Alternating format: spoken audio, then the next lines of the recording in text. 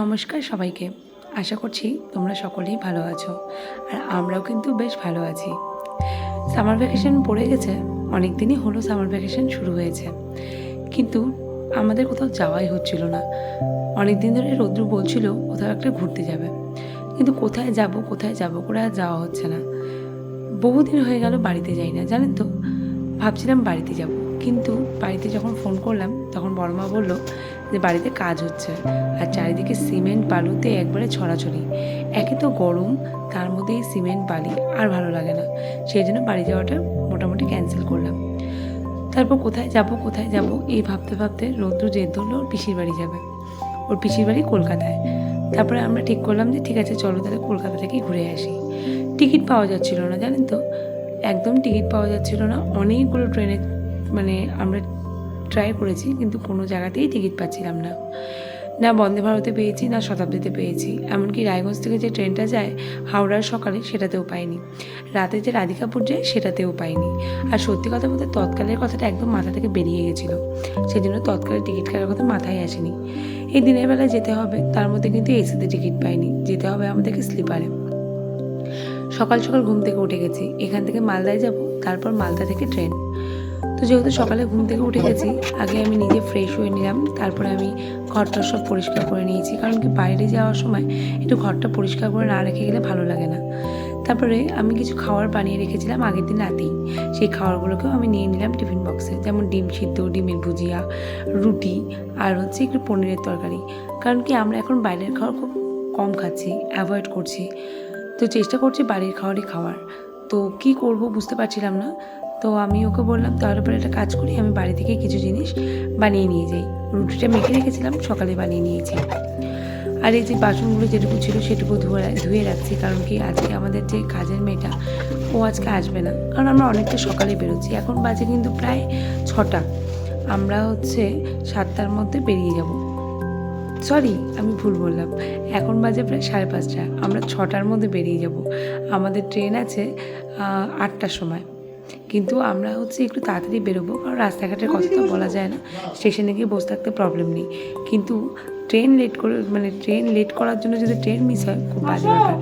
কিছুটা দুধ ছিল, সেই দুধটা দিয়ে আমি আমার শাশুড়িকে দিয়েছিলাম এনশিওর, আর আমার হাজব্যান্ডকে একটু কফি বানিয়ে দিয়েছিলাম। আমি আর রুদ্র কিছু খাইনি, আমরা ট্রেনে গিয়েই খাবো। এত সকালে না খেতে ভালো লাগে না। তো অনেক দিন থাকবো না, আমার গাছগুলো কিন্তু যার রোদ প্রচণ্ড পরিমাণে, ওরা কিন্তু ভীষণ কষ্টে থাকবে। তার জন্য আমি ভেবেছি যে ভাবলাম যে একটু দেরি হোক তাও ঠিক আছে, কিন্তু আমি সব গাছগুলোকে সব জল দিয়ে যাব। দেখুন না কত ফুল ফুটে আছে, তারপরেও যদি আমি এসে দেখি যে গাছগুলো সব মরে গেছে, এর থেকে দুঃখের আর কিচ্ছু থাকবে না। আর সত্যি কথা যার রোদ না, কয়েকদিন ধরে বৃষ্টির তো নামও নেই। তো সেই জন্য ভাবলাম যে না, আগে আমি গাছগুলোকে জল দিয়ে দিই। সমস্ত কাজ আমার কমপ্লিট হয়ে গেছে, কারণ যদি সব কাজ কমপ্লিট না করে আমি গাছে জল দিতে আসি তাহলে কিন্তু আমি বকুনি খাবো। তো সেই জন্য আমি সব কাজ কমপ্লিট করে নিয়েছি। গাছে জল দেওয়া কমপ্লিট, এবার আমাদের গাড়ি নিয়ে চলে এসেছে। হ্যাঁ এটা দুনিয়া এসো, হ্যাঁ বাস এখানে যাও একটু তুই আবার বাবার কাছে কথা বলছিস, ঝামেলা করার দিকে তুই এক্সপার্ট। আসলাম তুই সামনে বসিস না কিন্তু।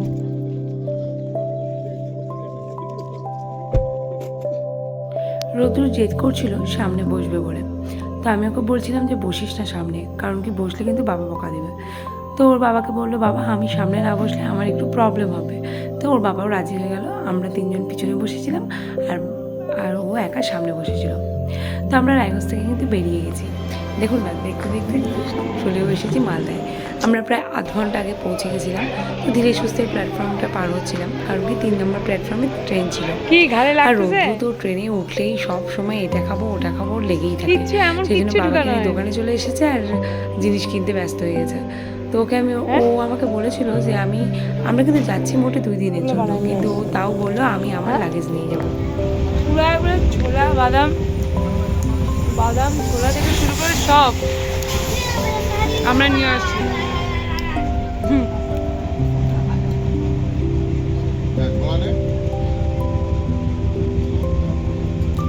আর সঙ্গে চা।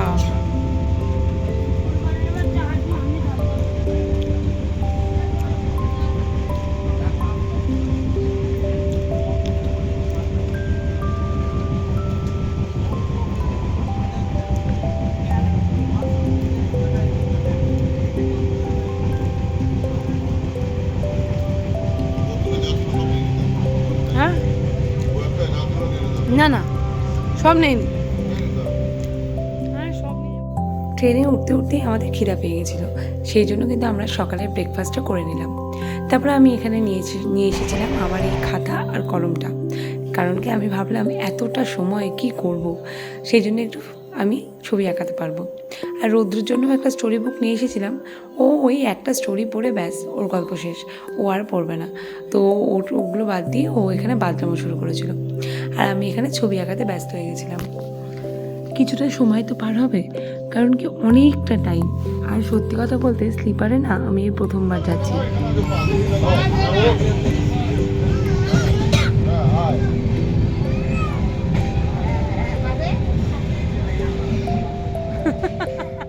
ওর বাথরুমও দেখতে দেখতে অর্ধেক টাইম কেটে যাবে। যাই হোক, আমাদের কাছে একটা যন্ত্র আছে যাকে নিয়ে এমনি সময় পার হয়ে যায়। তারপর দেখতে দেখতে কিন্তু বেজে গেছিলো 11টা। আমাদের খিদাও পেয়ে গেছিলো, তাই আমি বললাম যে চলো আমরা খেয়ে নিই। কিন্তু আমার শাশুড়ি বললো যে রুটি খাবে না, আর রোদ্দু তো রুটি খাই না। ও তো মানে ট্রেনে যা আসছে তাই খাচ্ছে, মানে মুড়ি, কোনো সময় মুড়ি খাচ্ছে, কোনো সময় এটা ওটা সেটাও লেগেই আছে। তা আমরা ভাই খাবার যখন বানিয়ে নিয়ে এসেছি আমরা এই খাবারই খাবো। তারপরে আমরা রুটি আর তরকারি নিয়ে নিয়েছিলাম, আর সঙ্গে হচ্ছে ডিমের ভুজিয়া।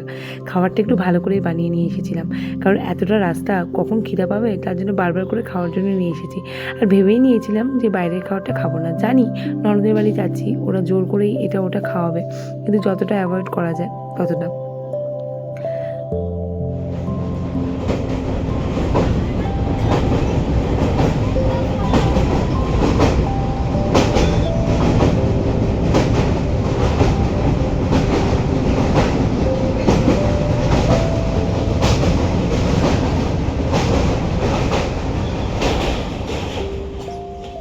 যাই হোক, পাক্কা 8 থেকে 9 ঘন্টা জার্নি করার পর আমরা কিন্তু কলকাতা স্টেশনে পৌঁছে গেছি।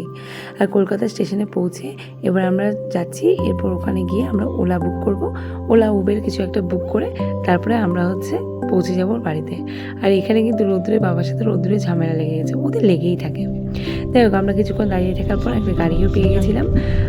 এটা আমরা মনে হয় উবের বুক করেছিলাম। যাই হোক, তো আমরা এখন যাচ্ছি দমদম পার্ক, আমার ননদের বাড়ি। তো চলো, আজকে ভিডিওটা এখানেই শেষ করছি। ভিডিওটা কেমন লেগেছে অবশ্যই জানিও। যদি ভালো লেগে থাকে তাহলে একটা লাইক করে কমেন্ট করে দিও, আর ভালো লাগলে সাবস্ক্রাইব করে দিও। চলো, দেখা হবে পরবর্তী ভিডিও।